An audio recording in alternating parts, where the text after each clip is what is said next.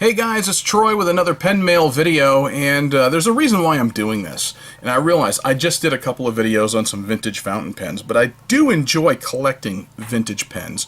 Yes, I get new pens too. I enjoy new ones, so don't get me wrong. And hopefully soon I'll be getting a really nice new pen that I can show off, because I've been watching the manufacturer produce similar models to the one that I ordered, so I'm hoping it'll get out sometime soon. But, if you've been watching, then you know that I've been ordering a lot from spearbob.com, and I'm trying to help put whatever children or grandkids he has through college, apparently. But here's my point. Fountain pen collecting, especially if you're into older, nicer pens, and you're looking at stuff that may be off-brand, that aren't the Schaeffers, and aren't the Watermans, and aren't the major brands that you might have found in their heyday back in the 50s and 60s, you can actually find some pens at decent prices that are worth owning. So, I just got two in the mail, and I'm talking I just opened up the package. So I have not inked these up, I have not played with them just yet, but wanted to show you what you can get, because I paid, I do believe, $15 including shipping for this one. Or, some of you liked my little hand before. $15 for this one right here. And I think $18 for this one right here.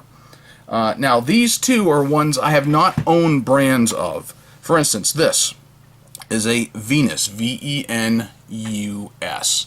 Now, I picked this up because I'm familiar with some Venus nibs that will fit into Esterbrook pens, but I have not owned a Venus brand pen.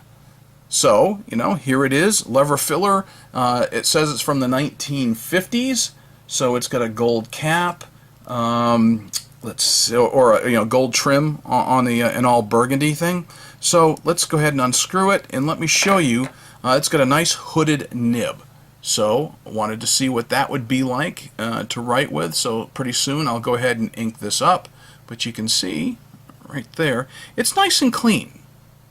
Here it is from the 1950s. So we're talking, what, like a 70-year-old pen that, or 60-some-year-old pen that looks to be in fantastic condition. It does not have to be expensive to get something with which to play or to use or to demonstrate.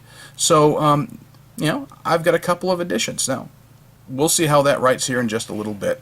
This one here, another reason why I kind of like vintage pens, is this. Number one, this is a Scripto, made in America, fountain pen. Scripto, you've heard that brand, anybody who's been around for any length of time. Maybe I'm just an old fart, but that is a well-known American brand, and this also is from the 1950s. Now look at this.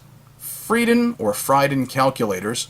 So some guy named Charlie Boop, apparently, ended up with this particular pen. It says right there, made in America, or made in the USA.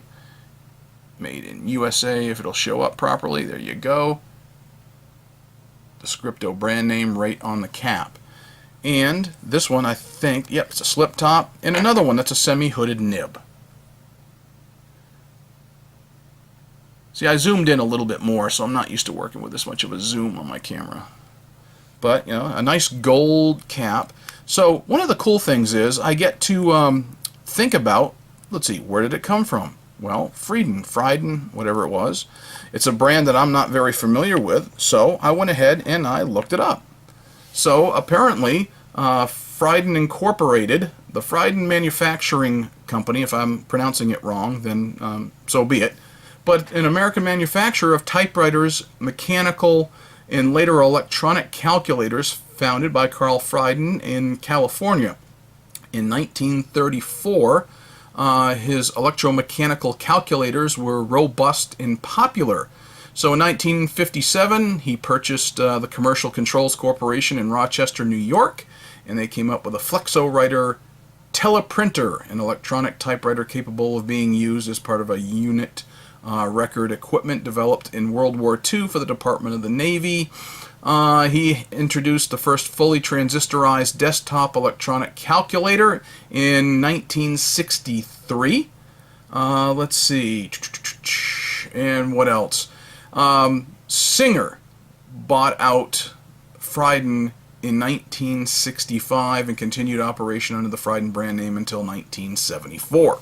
So I thought that was kind of neat, just looking up the history just a little bit of Friden Calculators, and I've got a pen for some guy named Charlie. So there you go.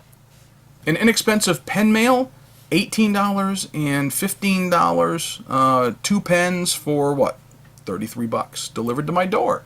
So just wanted to share that with you in case you are interested in looking to expand your pen collection. You want to do a little bit outside the box thinking. You want to try some pens that weren't necessarily the big popular brands, but can be nice and serviceable and a cool writing experience, and just to experiment a little bit, you can do it.